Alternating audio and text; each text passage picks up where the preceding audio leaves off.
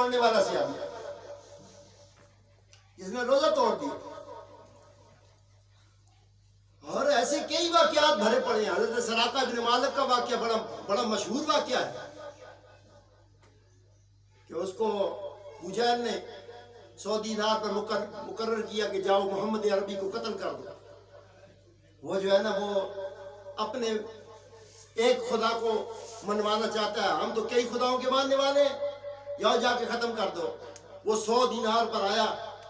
محمد مصطفیٰ صلی اللہ علیہ وسلم کی آپ کی جو نشست تھی وہ ایک درخت کے نیچے لگی ہوئی تھی. وہ دور سے دیکھ کے خوش ہوا، گھوڑے پہ سوار تھا. اس نے ارادہ کیا، امام الانبیاء کے قتل کا ارادہ کیا. تو روایت میں آتا ہے کہ سراقہ بن مالک کے گھوڑوں کے جو گھٹنے ہیں وہ زمین میں دھس گئے. سبحان اللہ. سراقہ بن مالک کے گھوڑے کے جو گھٹنے تھے وہ زمین میں دھس گئے. وہ بیزار ہو گیا، حیران ہوا، گھوڑا آگے چلتا نہیں. اور نیچے دیکھا تو اس کے گھٹنے جو زمین میں دھسے ہوئے. نہ بارش ہوئی نہ کیچڑ ہے، وہ زمین سخت زمین پہ کھڑا تھا. تو گھوڑے کے جو گھٹنے ہیں وہ زمین کے اندر چلے گئے. اس نے کہا کیا کرنے ان 100 دینار کو جن کی نگاہ کے اندر اتنی تاثیر ہے کہ ان کی نگاہ کی وجہ سے گھوڑے کے گھٹنے زمین میں دھس گئے. چھوڑو قتل نہیں کرتا. بولو سبحان اللہ. تو زمین نے چھوڑ دیا، پاؤں چھٹے، گھوڑا پھر تھوڑا آگے چلنے لگا. پھر سراقہ بن مالک نے پھر ارادہ کیا کہ میں نہیں چھوڑوں گا، قتل کروں گا، کیونکہ 100 دینار تھے. پھر ارادہ کیا تو روایت میں آتا ہے کہ گھوڑا اپنی پشت تک، صرف سر گھوڑے کا باہر نظر آ رہا تھا اور سراقہ بن مالک کے پاؤں بھی زمین میں چلے گئے، گھٹنے تک، بلکہ ران تک جو ہے پاؤں وہ زمین میں دھس گئے. سراقہ بن مالک خوفزدہ ہوا.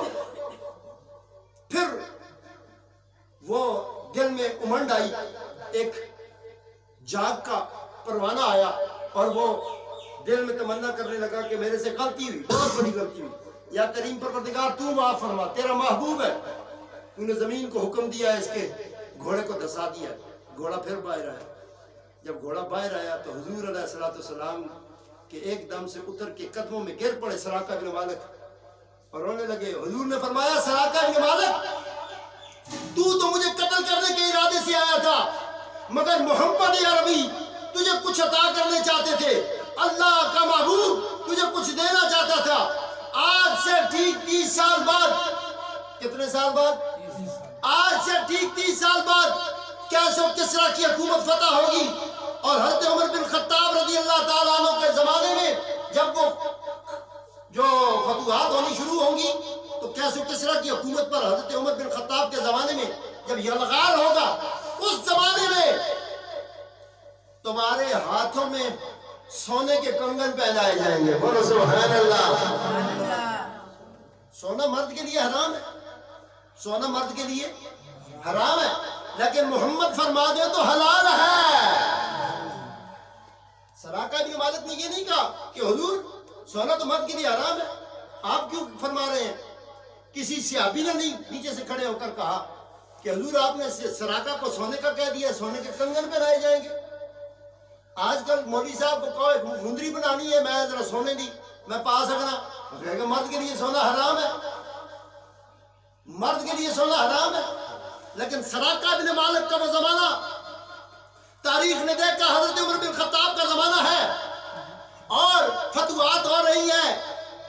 اور کیسے و کسریٰ سے جب وہ مال پکڑا گیا، وہ مال آیا، ان میں سونے کے کنگن بھی تھے. حضرت عمر بن خطاب رضی اللہ تعالیٰ عنہ نے منبر پہ اعلان کر کے کہا کہاں ہے سراقہ بن مالک.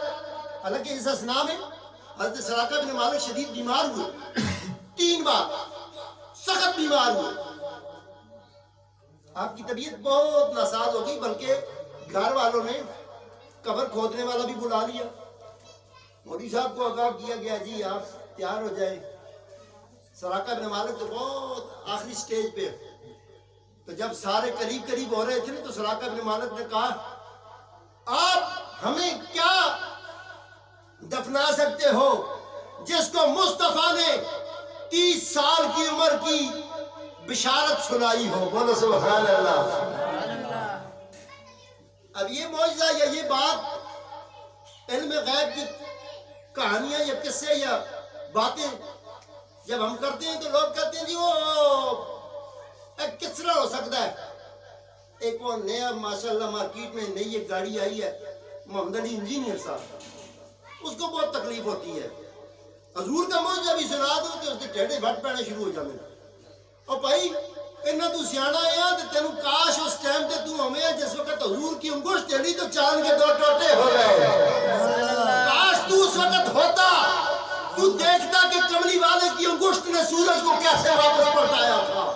کاش تو اس وقت ہوتا, ابو جہل کے ہاتھ میں کنکریوں نے جب کلمہ پڑا, کاش تو ہوتا. حضور سے کچھ بعید نہیں ہے. خدا دینے والا ہے, مصطفیٰ تقسیم کرنے والے ہیں. اسی لیے اللہ نے فرمایا وما ارسلناک الا رحمۃ للعالمین.